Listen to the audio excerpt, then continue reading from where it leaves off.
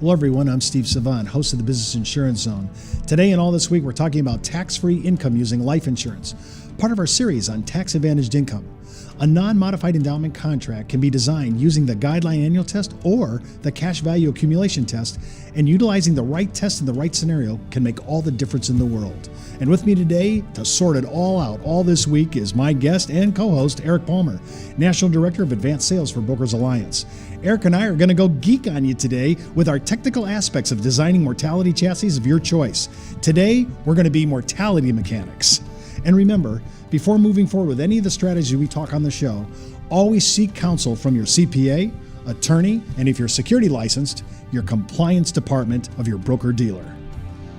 And welcome everyone, I'm Steve Savant, the whiz of the biz, and with me today is Eric Palmer, National Director of Advanced Sales here at Brokers Alliance. Welcome to the show, Eric. Glad to be here. Hey, we're broadcasting live from Fountain Hills, Arizona, home of America's largest fountain, to a national audience of financial professionals and advisors. The Business Insurance Zone is a Bravo broadcast initiative from the National Insurance Clearinghouse, the marketing arm of Brokers Alliance, and distributed in beautiful HD 1080p on the internet, on YouTube, Vimeo, Facebook, Twitter, and LinkedIn, and of course our on-demand section at brokersalliance.com. If you want to write us here at the show, you can write us thebiz@brokersalliance.com, or if you just want to call us toll-free, 1-800-290-7226, extension 147, for any of your quotes or questions on life insurance, annuities, DI, LTC, and group pension plans. And remember, we're broadcasting and recording this shows in November. And remember, it's long-term care. So if you haven't done any long-term care in a while, right now we've been tweeting and blogging on LTC products and linked benefit products, annuities, and life insurance. So just a heads up, a lot of clients and consumers are aware of it because it's all over the periodicals. Right. Now, when we're talking about tax-free, we're talking today, we're going to go geek on you. I'm sorry to say this, and people say, oh, Steve, it's too deep for me. But, once in a while, we actually have to walk you through some of this, and we're talking about, and I hate to say this, Eric, we might be giving away a little secret sauce today. I mean, I know, I haven't really cleared this with our owners yet, right. But it's too late for that. We're on the air. Okay. Now, when I'm looking at this, remember we talked early on in Tuesday's show, we want to reduce the costs in every way possible. Okay, fair enough. Once I determine my client's risk tolerance, as we said in yesterday's show, I'm choosing a chassis. Now, it could be par whole life. It could be a current assumption UL. It could be indexed universal life. It could be variable universal life, depending upon how long we're going to pay and our beta risk or our risk tolerance. Now, I want to really bring to bear today, when we're talking about, once we've chosen our chassis, I want to be able to mitigate all my expense loads as an illustrator. Now, when I do proposals and I send something out, I am an illustrator. Mm-hmm. I have control of all that I'm going to do on this contract. Now, remember, the illustration is not necessarily what the contract says. Right. So be very careful that when you're showing the illustration, that may not be the policy. In fact, actually, I used to say most illustrations that you and I see, I call it vapor on paper. Because honestly, right. I don't know if it's going to happen the way this guy built this. And I don't want to say that we are the best architects in the world. I'm not trying to say we're the best designers. But I am. Okay. Well, I think being analytical is a big deal in this business because you had mentioned something a few shows ago about current company practice or something being contractual. And right. So, as an insurance advisor out there, you've got enough going on trying to find new prospects and new clients to talk to. The last thing you can do is be a product expert. That's what we do. We look at every product, we analyze the contract, we determine whether or not the features that we're selling are something that could change on a whim tomorrow, or are they contractually guaranteed for our clients. It makes a big difference. And so helping our advisors out there whittle through all that mess and get down to the one that they need to sell, that's where we're literally experts. Well, we are geeks and we are sick men, and this is all we do. And I'm older than Eric is, and I already told him, try to get out of this business if you can. Now listen, the first thing I want to talk about, Eric, the difference between Guideline Annual and CVAT, the Cash Value Accumulation Test. Now, a lot of people don't understand this. So talk a little about why do we even look at this? Yeah, it's even kind of tough to define, I guess, in ultimate terms as far as the definition goes, but where you start to see the effects of it is when you're running an illustration and you're trying to put premium into an illustration based on, say, like a limited pay structure or a set number of premium that you want to put in. You have DEFRA and TAMRA that come into play, and they set certain corridors around how much premium can go in versus death benefit and what the effects on your cash value is, and then the difference between the cash value corridor and the death benefit that's being turned out. And so guideline premium and cash value premium tests are ways to test the amount of premium that you're putting in to determine whether or not you're following those corridors and MECing or non-MECing the contract. And a lot of times if you're trying to put, say, 7 pay premiums into a contract and you run it as a guideline level premium, it's going to be checking the amount of premium versus the death benefit. And what it's going to do is a lot of times not let you put all the premium. Your illustration is going to come back and it's going to look weird. You're going to have premium in a few years and then it skips a year and you're thinking, well, the software must be broken. Well, no, it's because it's testing the premium against the actual death benefit. That's because you ran it as a guideline premium. So when you go back into the illustration software, you select a CVAT or a cash value accumulation test. It's going to follow those guidelines, but test the contract in a different way. It's going to test it against the cash value. I really like it. Sometimes we have to use CVAT to play, right? So the CVAT, because most people use guideline annual, and I'm not opposed to that because most of the time it works. It works, right. But on the shorter pay, earlier, where we're really cramming money in, sometimes the only game in town is CVAT. Cash value accumulation test is built on the guaranteed interest charge and the guaranteed cost of insurance. If we didn't have that, we couldn't put that kind of money in. Right. So the government back in the day in TAMRA decided, okay, some actuary probably argued to some Senate, underling, he said, listen, we can't always do this guideline annual because some of our contracts are going to be based on the guarantees. Okay, we'll give you 2 sets of rules, guideline annual and CVAT, cash value accumulation test. Earlier, the better that we want to use it, and we have to stuff more money in to try to really bring the corridor down as low as we can. We're going to be using CVAT. Now, most of our payments are 10, 15, 20 pays, 25 pays. It's going to be guideline annual all day long. But I just want to give heads up. Sometimes we have to go into a restrictive payment corridor. And so we're going to be looking at, and here's the best part about Brokers Alliance, we're looking at both. Right. And we want to know, hey, should I use CVAT? Should I use guarantee? So always be heads up, we're looking at it. And the majority of the time, like you said, it's going to be guaranteed premium tests. But, we do a lot of premium financing or max funding scenarios for deferred comp plans and things like that. We tend to use the CVAT, and a lot of carriers now have new riders that they've added to their products that enhance the cash values, and those kind of shorten the term that it takes or the time that it takes for the cash value to accumulate in the contract, really through waiver of surrender charges. And a lot of times those features won't perform unless you use a cash value accumulation test. So, it's funny, I kind of learned about them in it's sort of a definition type manner. I learned about it by running illustrations and understanding how that can affect the way your contract performs. So you've got to understand how those two tests will play out when you're running premiums for your clients. I can't tell you, in my career of almost 30 years illustrating thousands and thousands of proposals every year, and telling you how many times I was the only player bringing CVAT to the table, and we won because we knew a little bit more about the law. We were a little bit more geek on the guideline, right? And so I just want to, again, put up to you that Eric and I and all our illustrators that are really players inside Brokers Alliance, we really look at this and manage it. Now, let's talk about death benefit option, because remember, back a couple shows, we were talking about, hey, if I could use a super preferred female, the cost of insurance, non-smoker on a female like that is going to be great, and those are the costs. But now I have to choose my death benefit. Why would I choose level over increasing? Why would I do that if I want the most money? I would think, well, is it one better than the other? I always thought that increasing death benefit was more expensive.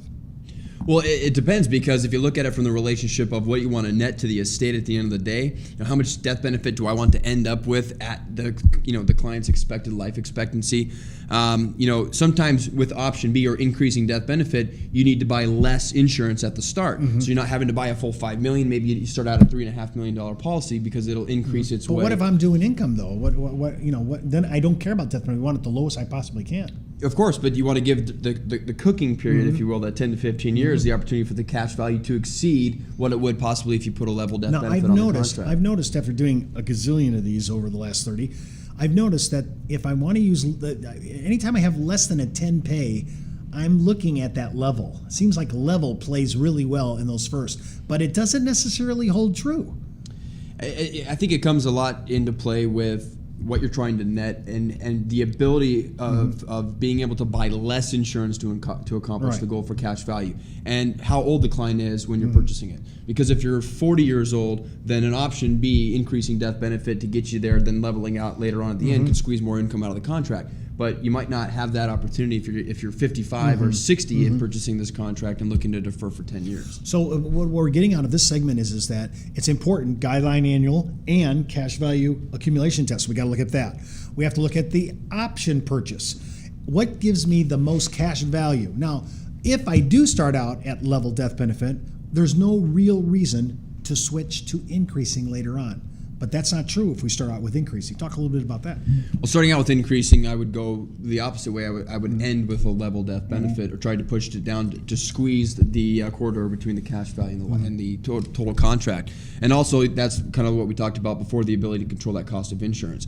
So by starting out with an increasing contract or increasing death benefit on the contract, in most situations buy less insurance up front, so we're controlling the costs there. Then as the contract starts to grow, the increasing death benefit option allows the balloon, if you will, to expand with the cash value. And then when we start triggering income, that's usually the point that I start looking to levelize the death benefit. So if I defer for 10 years or 15 years and I start taking income out of the contract via a loan or a withdrawal to basis switch after basis to the loan, or whatever combination you use to max out the contract, by switching then to a level death benefit, you can usually push a little bit more out of that. Yeah, our goal is by squeezing the defer corridor down. And when we begin with option B, we're buying down because our dollar doesn't buy as much death benefit. Now, at first that sounds wrong, right? But it's actually good for the policy. At the time of distribution, and heads up here, if you want to do like I am, I'm Mr. Trial and Error. I know I'm going to do 65, but I'm going to see how far before 65 I can actually switch from increasing death benefit to level death benefit. And secondarily, will the software allow me to then, when I do levelize it, can I drop the death benefit one more time before I go to distribution? Now, I don't know anybody that manages it at this level, a customization to squeeze the ultimate out. And of course, when we come back from the break, we're going to have to talk, how are we going to manage all this later on? I mean, that's great about illustration proposals at day one. What's going to happen in distribution? I'll talk to you about that when we come back. Remember, you can view and download all these series, all 5 shows, at www.maxretirementreport.com, as well as our white paper. And if you want to go out and catch the rest of our Tax Advantage series, is at www.brokersalliance.com/tax advantaged products. You're listening to the Business Insurance Zone, the talk show that focuses on insurance in your practice. When Eric and I come back, we're going to talk to you about a very unlikely box you haven't checked.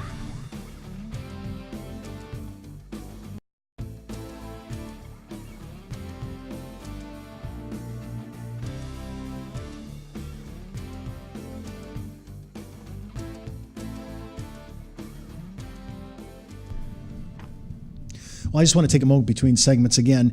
If you're looking for new ways to expand your practice, tax-advantaged income strategies could be a game changer for your business. When everyone's projecting living longer and taxes expected to increase, tax-advantaged income strategies for retirement will become the most important component for savers and investors.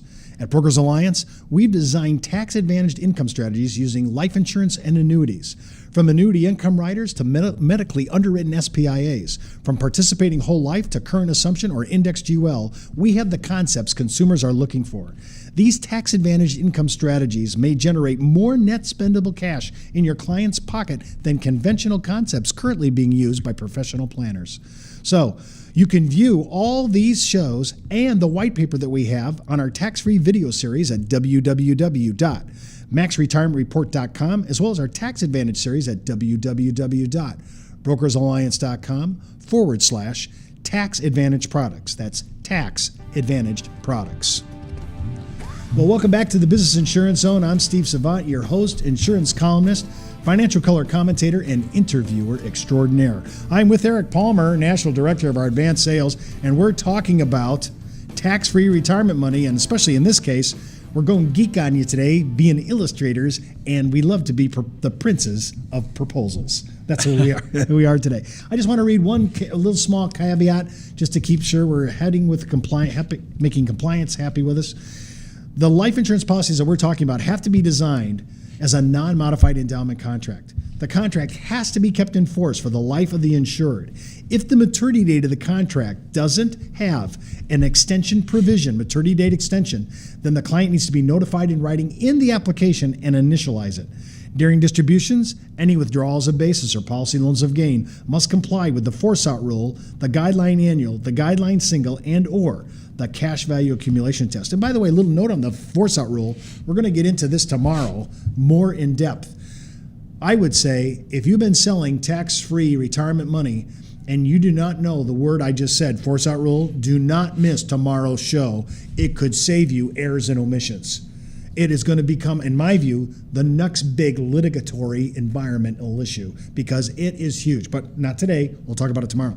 Now, Eric, when we're talking about managing our contracts during the accumulation stage, that's what we're really talking about, choosing Guideline annual or CVAT. Right. Should we use option B, option A, increasing or decreasing? When do I switch? When do I lower the death benefit even farther? When I go ahead to start to mark my time that I'm going to retire, now I have a whole nother issue to worry about. Right. And tomorrow we're going to talk about all the different loan provisions. But when I'm talking about, I don't know, should I go 10 years, like 65 to 65? Should I go, or 65 to 75? Should I go from 60 to 70? I've noticed that certain time periods in distribution will deliver more cash. Right. So should I go all the way out to age 100? I've noticed it's a lot to do with how old the client is. I know there's a lot of mitigating issues. And by the way, we look at this. And isn't this interesting? Have you found this to be true? 80% of the illustrations that I see coming through from competitors always annualize the distribution. Right. And what should we really be doing? Monthly. Monthly. That's actually one of the big things we teach, not just life insurance, but also with annuities, is talking to your clients about a monthly income. It's easier for them to envision the budget. You know, if you're trying to effectively plan for your clients, then relate it to what they're spending on a daily basis, on a monthly basis. That's something that they can picture. The annual number never sounds as good. You know, when you're talking to your clients about total income needs and planning for the bills being paid, they think on monthly terms. And there's also some advantage, and I was going to say, and there's also some advantage to that too, based on how the contracts are crediting. So, I think that it's a good practice to pick up.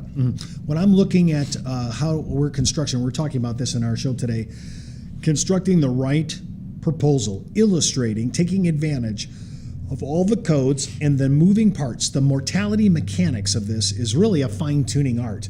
And you've been in it 10 years. I've been in it almost 30 years. So many things have changed on income scenarios, and more people. I notice when the annuity, we kind of get a heads up from the annuity industry. The annuity industry is it's not that they're leaving accumulation, but they're now emphasizing everything on income. Distribution. And now all of a sudden, life insurance, which used to be just a death benefit play, an indemnification, coverage, protection, now we're looking at supplemental retirement income. And all of a sudden, our tax-free supplemental retirement income is not dickering with my Social Security, so my net take-home pay is going to be higher. I mean, there's a lot of cool things about this. But now we have to manage the contract. So here's the problem, and I talked about this little box. Nobody is doing this, and this is why we recommend it highly.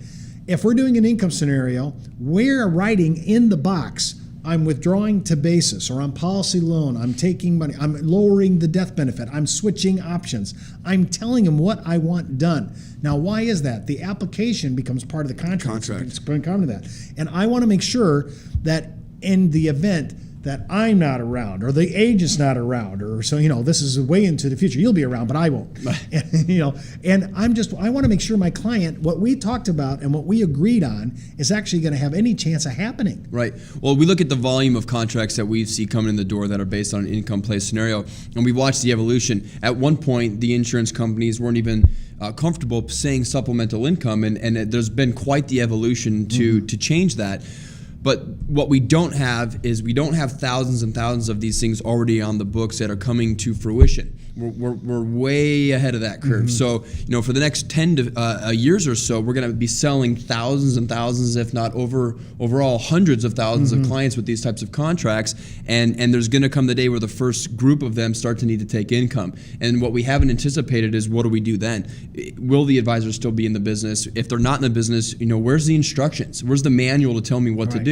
And so you hit the nail on the head there. You've got to put the instructions in the contract or on the application. It becomes a part of the overall document that your client has or that their children have. God forbid, let's say the client ends up incapacitated, maybe not able to refer back to the meeting that they had with their advisor. There's got to be some instructions there for somebody, whether it's a trustee or a child or the insured themselves, or to know that in year 10 to switch it to a level death benefit, then year 15 to start taking basis first, not loans, or make the decision. A lot of these contracts today, and we'll talk about it more tomorrow, but they offer the option of a variable or a fixed loan. Which one do I use? Who knows? 15 years from now, that's a decision that's going to be made at that point in time. So those instructions got to be clear. And remember, it could be that the client, all these life insurance contracts have beneficiaries on it. And so I'm willing to take the money at 65. Well, maybe my beneficiary, is saying, hey, Dad, keep it in force and keep the death benefit up. You don't need the money. You got your 401k. And part of the boomer equation of this is, for us who have been selling this since 1988, really got into that whole market right after TAMRA got really big. What I noticed is I call some of my clients back in the day, call them today and say, we're ready to execute income now. And they said, well, you know what? I really don't need the income. I need the death benefit. Right. Well, I need to know that. But I still need to use that little box, the one that nobody ever uses, the miscellaneous box that stays blank on every policy, to at least say, this is our intent. This is what we were trying to do. And this is why we're trying to mitigate the cost so the client won't pay any more money than he has to, so that my tax advantage is actually a good return advantage. Right. And you may find out that you've created an opportunity for yourself 5 to 10 years down the road. If you come across a good portion of your clients that no longer need the income, they're more interested in the death benefit, there could be a 1035 exchange, there could be a policy improvement somewhere down the road with a policy review that you could perform with these clients. And also think about the opportunity. You're selling income. That gives you the chance to do an annual policy review. It gives you the chance to sit down with your clients and create more opportunity. That's exactly, I think that's what you just said. Again, you want us to review this? Hey, reviewing life contracts in itself from an indemnification point of view is our forte. But we're talking about now reviewing supplemental income contracts that are already out on the street. You may have run across them. Maybe you sold them. You say, gee, I don't know. Am I in good shape? Am I not in good shape? If you want to send that to us, again, you can write us at thebiz@brokersalliance.com or just call us 1-800-290-7226, extension 147. Send it in, mail it. We'll tell you how to do it. We'll go ahead and do the pressure test, do an in-force ledger, and we'll tell you what we think we should do going forward. Right. Eric, this sounds bizarre, but sometimes the people that are involved in the actual purchase for supplemental income are not healthy enough to play. So when we have to start looking at surrogate insureds, isn't that the official substitute word? Surrogate insureds. So, or I'm too old to put it on my life. Right. So I have to look to people in my family that I know I can justify on the death benefit, right? Even though it's going to be lower.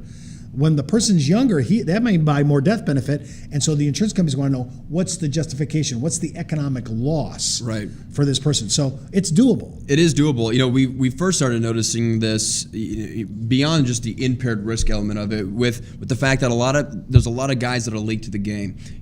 2008 destroyed a lot of portfolios, and so you have individuals that are in their 60s, maybe late 50s, that are looking for something to do. Their agent showed them life insurance, but when we get to that age, it's really hard to plan for an income scenario, especially when they're considering retirement at 68. The policy only has 7 years to make something happen. It's simply not in the cards. And so in looking for alternatives, we noticed, well, a lot of these individuals may have a spouse. Let's take a male age 58 looking for insurance. It's expensive. So forget his impaired risk element for a second. We're just talking about a 58-year-old male. He could be in good health. If his spouse, was 56, 57, there's a significant difference in cost of insurance and the income that could be created by that scenario. So we started examining that surrogate insured. Can we use the spouse here? And we're not talking about survivorship. We're saying use the spouse just on her own or his own, depending on the age gap, because the cost savings are just inherent in the difference between the two structures of male and female cost of insurance. When you think about it, you just mentioned a little tidbit that I know we're going to see some carriers play in 2012. You mentioned survivorship. Now, this is whacked. I mean, talk about outside the 9 dots. There are some that have no age restriction. So you can put on grandfather at 65 and his new grandson at 5. Right. On a second to die platform. Now I'm going to fund it with the lowest possible death benefit. And it's possible that these children that are being born today, a 5-year-old, could all see 95, 100 years in their life. Right.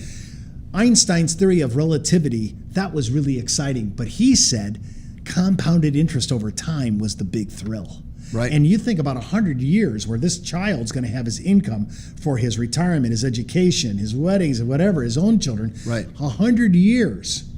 I mean, on a second to die. I mean, now we're talking. Now, we're not there yet in the construction because it's still kind of clumsy. It's not as effective. But there are a few out there right now that are some players. But that's an outside the box idea, and that's something that, again, we try to think about all the different ways to put you in front of people with a unique message to create the opportunity for yourself. And if you're explaining things like this to your clients, let's talk about college funding. There's a lot of college funding going on right now, but the biggest problem that I see is that we try to do it 5 years before my kids are going to college. That's not enough time. The policies could lapse.